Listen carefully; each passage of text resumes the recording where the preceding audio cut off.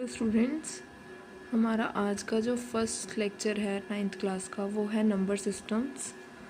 Number system में हमने बात करनी है कि हमारे पास नंबर सिस्टम में कौन से नंबर हमारे आते हैं। तो अगर हम बात करें नंबर सिस्टम की, जो हमारा कंप्लीट नंबर सिस्टम है उसे हम दो पार्ट्स में डिवाइड करते हैं। सबसे पहला पार्ट है इमेजिनरी नंबर एंड नेक्स्ट है रियल नंबर। तो इमेजिनरी नंबर के बारे में आपने फर्स्ट टाइम सुना है। इमेजिनरी नंबर कौन से होते हैं? वैसे आपने, जैसे मैंने एग्जांपल लिखी है कि √-4, तो आपने कभी ऐसा नंबर अभी तक तो नहीं देखा होगा।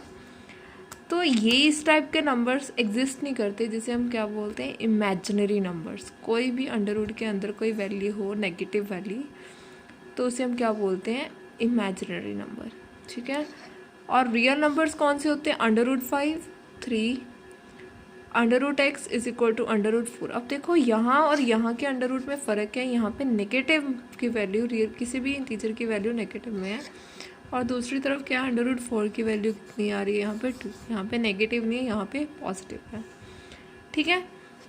तो हम कह सकते हैं कि अगर हम बात करें इमेजिनरी और रियल नंबर की, तो हमारे पास नोट करने की बात ये है कि जो -√5 है इज़ इमेजिनरी,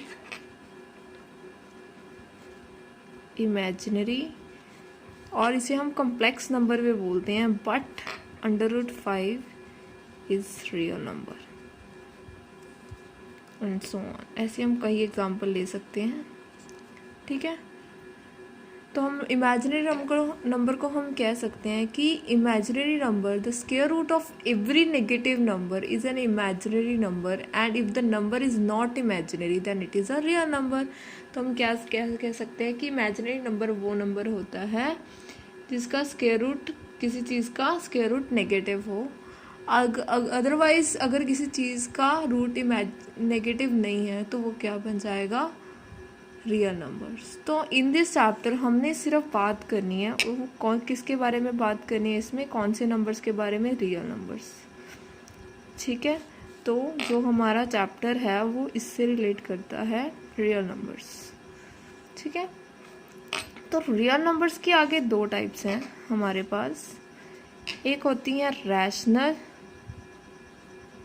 और दूसरी होती हैं इर्रेशनल नंबर।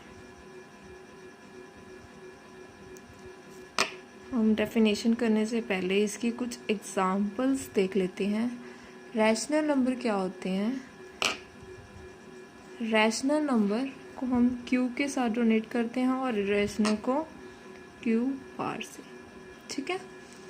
तो रैशनल नंबर में अगर हम एग्जांपल्स लें तो हमारे पास एग्जांपल में आते हैं -8, 0, 6, 5/8, 2/9 एक्सेट्रा। बहुत सारे नंबर हैं। ठीक है। और इरेशनल में कौन से नंबर आते हैं हमारे पास?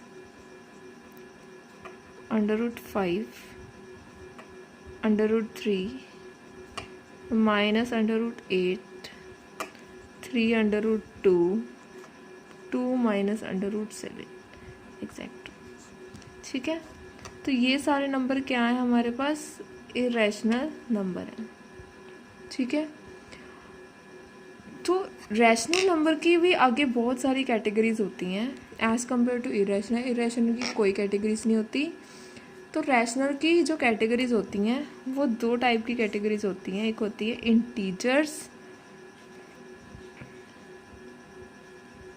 इंटीजर्स, ठीक है, जिसे हम i और z के साथ डोनेट करते हैं, और नॉन इंटीजर रैशनल नंबर। ठीक है।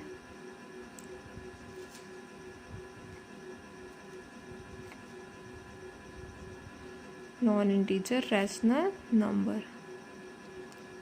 ठीक है। तो इंटीजर्स तो हम सब ने सुने हैं। तो इंटीजर्स क्या होते हैं? -2, -1, 0, 1, 2 अप टू सो, मतलब नेगेटिव टू पॉजिटिव जितने भी नंबर्स आते हैं उसे हम क्या बोलते हैं? इंटीजर्स। और नॉन इंटीजर क्या कौन से होते हैं हमारे पास? -5/8, 8/15, 2, 3/7 एक्सेट्रा। ठीक है, तो अब हम एग्जांपल्स की बात कर रहे हैं। तो हमारे पास क्या है, जो हमने बात की अभी तक रियल नंबर की है। रियल नंबर में दो टाइप्स के नंबर आते हैं, एक आते हैं रैशनल, एक आते हैं इरेशनल। रैशनल कौन से होते हैं, ये वाले सारे जिसमें -8, 0, 6, 5/2/9 आता है। और इरेशनल क्या होते हैं, √5, √3, -√8।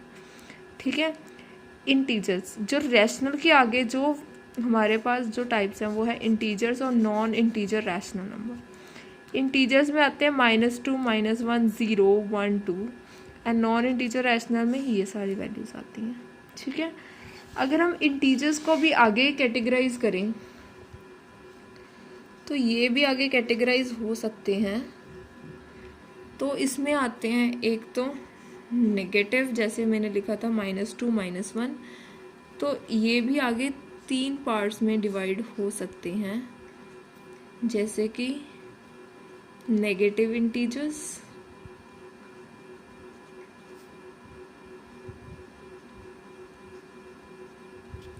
ठीक है, ये होते हैं -3, -2 और -1, और ये होता है 0 और एक होते हैं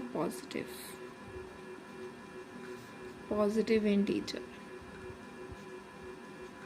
ठीक है, तो नेगेटिव इंटीजर्स होते हैं जैसे -3, -2 और 1, एक 0 होते हैं जो 0 से शुरू होते हैं, 0, 1, 2, 3। ठीक है, तो एक 0 हो गई और एक पॉजिटिव नंबर्स हो गए 1, 2, 3, 4 अप टू सो ऑन। जब ये दोनों नंबर कंबाइन होते हैं तो हमारे पास क्या बनते हैं, होल नंबर्स। ठीक है, और ये जो पॉजिटिव इंटीजर है इसे हम क्या बोलते हैं, नेचुरल नंबर। तो हमारे पास क्या था, नंबर सिस्टम में हमने पढ़ा था कि नंबर सिस्टम में दो टाइप्स के नंबर होते हैं, एक इमेजिनरी एक रियल। इमेजिनरी हमारे पास क्या होते हैं, द स्क्वायर रूट, जिनका स्क्वायर रूट क्या होता है, नेगेटिव नंबर होता है, उसे हम क्या बोलते हैं, इमेजिनरी। अगर किसी भी चीज़ का स्क्वायर रूट नेगेटिव नहीं है तो वो क्या बन जाता है, रियल नंबर। तो रियल नंबर को आगे हमने दो पार्ट्स में कैटेगराइज किया, रैशनल और इरेशनल। रैशनल में हमने कुछ एग्जांपल्स ली। रैशनल में -8, 0, 6, 5/2/9 दैट इज फ्रैक्शन की फॉर्म में भी है, और ये सारे फ्रैक्शन की फॉर्म में ही होते हैं। जैसे कि हम -8 है, इसको हम 1 लिख देंगे, -8/1, तो ये हमेशा फ्रैक्शन की फॉर्म में रहते हैं। और इरेशनल नंबर कौन से हैं, हमारे √5, 3, -√8। ठीक है, तो हमने नेक्स्ट पार्ट में किया, जो रैशनल नंबर हैं उसको हमने आगे कैटेगराइज किया, इंटीजर्स और non negative integer rational number. एक तो इंटीजर्स जिसके बारे में हमें पता है, जो values negative to positive vary करती हैं उसे हम इंटीजर्स बोलते हैं।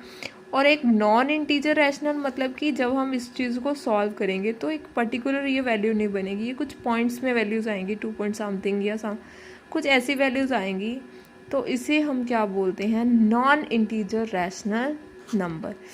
ठीक है, उसके बाद है इंटीजर्स। इंटीजर्स को हमने आगे फिर पार्ट में कैटेगराइज किया है, नेगेटिव इंटीजर, 0 और पॉजिटिव इंटीजर।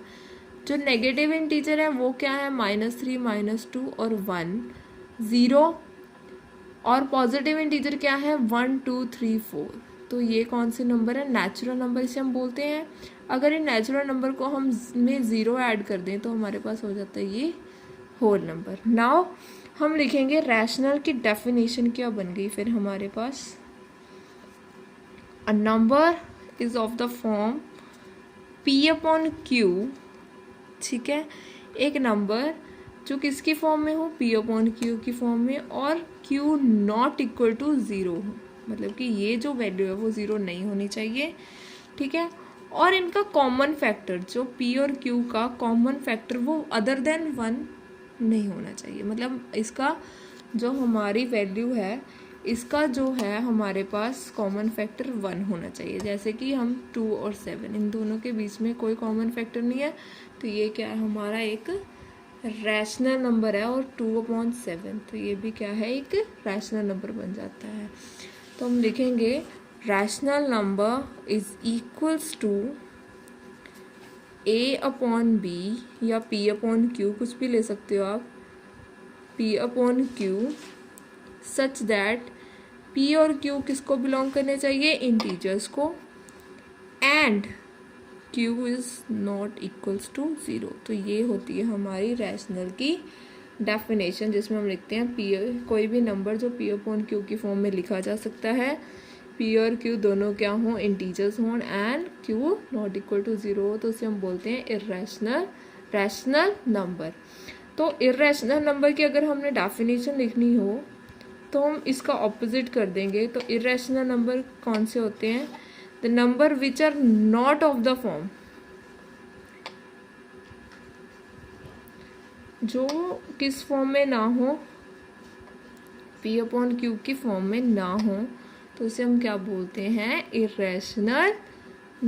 सो आज हम नेक्स्ट पढ़ेंगे कि properties of rational number. Properties of rational number में सबसे पहले प्रॉपर्टी तो हमारे पास इसकी जो कंडीशन है वो ये है कि हमारे पास क्या है, ए अपॉन बी की फॉर्म में ये कोई रैशनल नंबर होना चाहिए विच उसमें बी की value not equal to zero हो, और ए और बी का जीसीडी या फिर इन दोनों का कॉमन फैक्टर क्या हो, वन हो। ठीक है, अदर देन वन हो तो हम इसको रैशनल नंबर नहीं कंसीडर करते। और इसमें एक और बात है, जो बी की वैल्यू है वो हमेशा क्या होएगी, पॉजिटिव होएगी।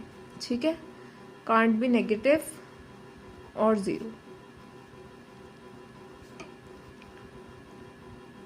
एंड जो ए की वैल्यू है वो पॉजिटिव, नेगेटिव और ज़ीरोस तीनों हो सकती है।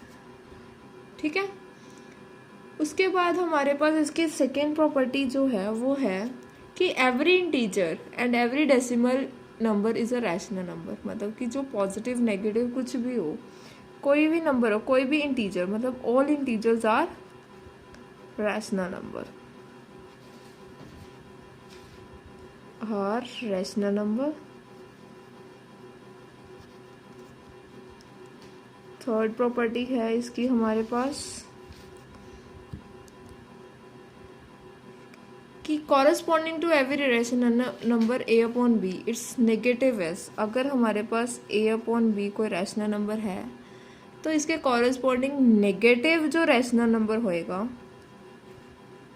नेगेटिव रैशनल नंबर,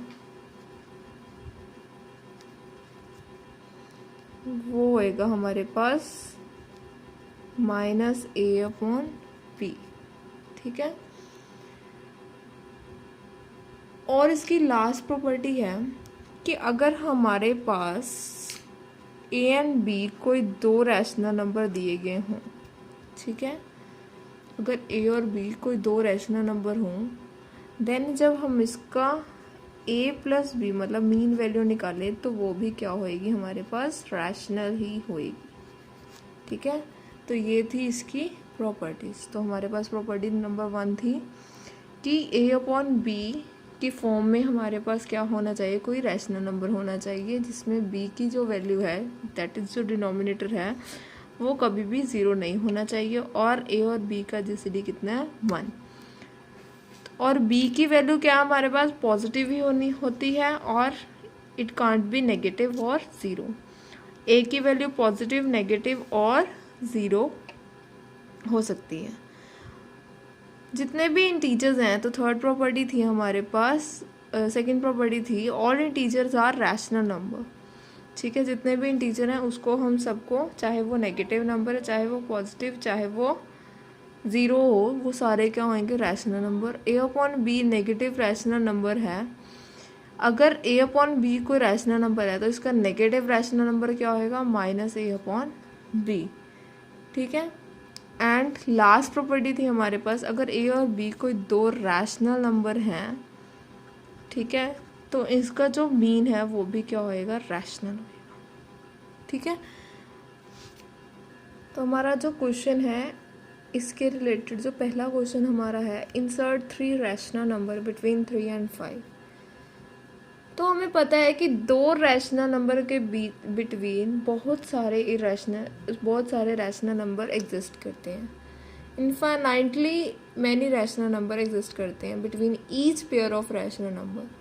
ठीक है, तो हम इसको निकालने के लिए कई मेथड यूज़ कर सकते हैं। हर मेथड से नो डाउट आंसर अलग आएगा, बट हर आंसर सही माना जाएगा। ठीक है, तो हमारे पास जो फर्स्ट मेथड है, insert 3 rational number between 3 and 5।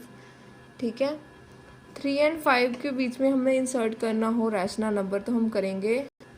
तो 3 रैशनल नंबर इंसर्ट करने के लिए 3 and 5 में हम सबसे पहला मेथड जो करेंगे वो है, हम पहले देखेंगे कि इन दोनों में से छोटा और बड़ा कौन है।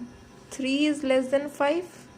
ठीक है, इफ़ 3 इज़ लेस देन 5 तो हम क्या करेंगे, 3 इज़ लेस देन 3 क्या होएगा, इन दोनों का हम मीन लिख देंगे सेंटर में। ठीक है, इन दोनों का मीन लिया तो हमारे पास आ गया 3 is less than 5 + 3 8, 8 divided by 2 4 is less than 5। ठीक है, अब हमारे पास एक रैशनल नंबर तो इंसर्ट हो गया। अब हमने क्या करना है, 2 रैशनल नंबर और इंसर्ट करने हैं। तो क्या करेंगे हम लोग, 3 इज़ लेस देन, तो 3 + 4 का एक ले लेंगे हम लोग, और एक हम लेंगे 5 + 4 का, या 4 + 5 भी आप लिख सकते हो।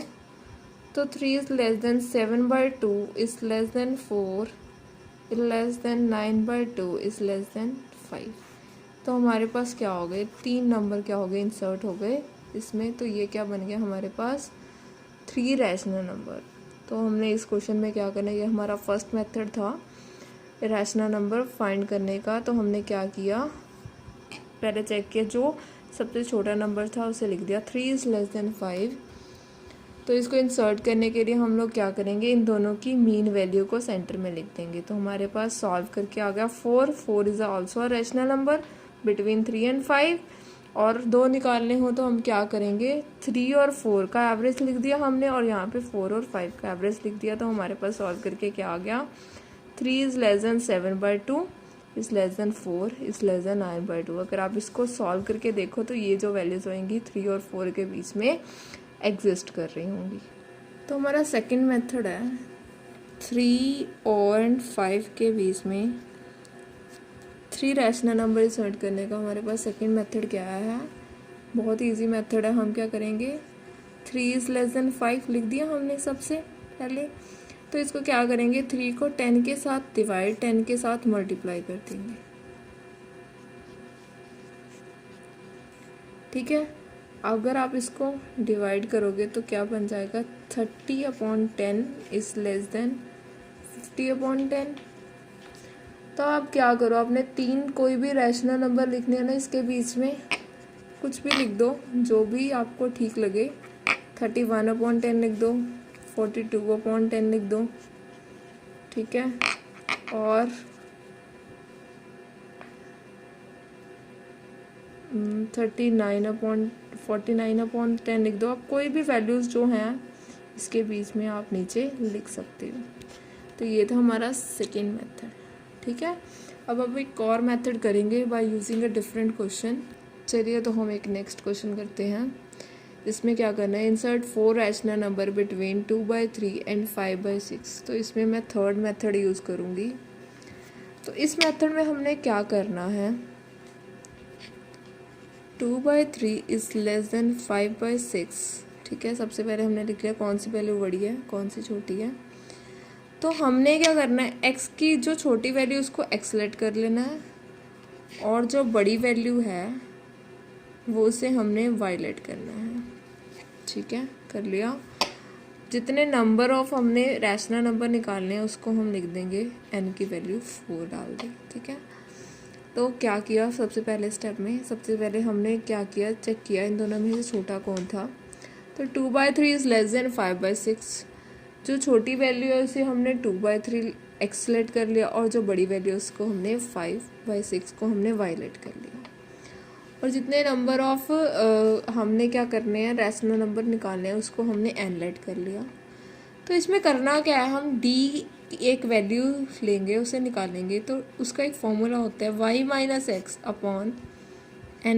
1। तो y/x मतलब 5/6 - 2/3 अपॉन 4 + 1। तो जब आप इसको ऊपर सॉल्व करोगे तो आपके पास बन जाएगा ये 1/30। तो हमारे पास t की वैल्यू कितनी आ गई, 1/30। ठीक है, तो यहाँ तक हमारा क्लियर है। जो हमने वैल्यूज लेट की थी उससे हमने d की वैल्यू निकाल ली। d की वैल्यू कैसे निकालते हैं, y - x/n+1। जब हमने वैल्यूज डाली तो हमारा बन गया 5/6 - 2/3/4 + 1 = जब हमने सॉल्व किया तो हमारे पास d की वैल्यू 1/30 आ गई। तो हमारे जो रिक्वायर्ड रैशनल नंबर बनेंगे इस केस में, रिक्वायर्ड रैशनल नंबर हम कैसे निकालेंगे, rational number = x + d, x + 2d, x + 3d और x + 4d। ठीक है, क्या करेंगे हम लोग यहाँ पे 4, अब मैंने 4 निकालने तो मैंने लिख लिया x + d, x + 2d, x + 3d, x + 4d। तो x + d के लिए हम लोग क्या करेंगे, x की वैल्यू डालेंगे 2/3 + 1/30 और दूसरी क्या है 2/3 + 2 × 1/30, 2/3 + 3 × 1/30, 2/3 4 × 1/30। ठीक है, तो जब आप इसको सॉल्व करोगे तो आपके पास बन जाएगा, इस चीज़ को सॉल्व करोगे तो आपके पास बन रहा है 21/30, 22/30, 23/30 एंड 24/30। तो जब आप इसको सिंपल फॉर्म में कन्वर्ट करोगे तो आपके पास वैल्यूज़ आ जाएंगी 7/10, 11/15,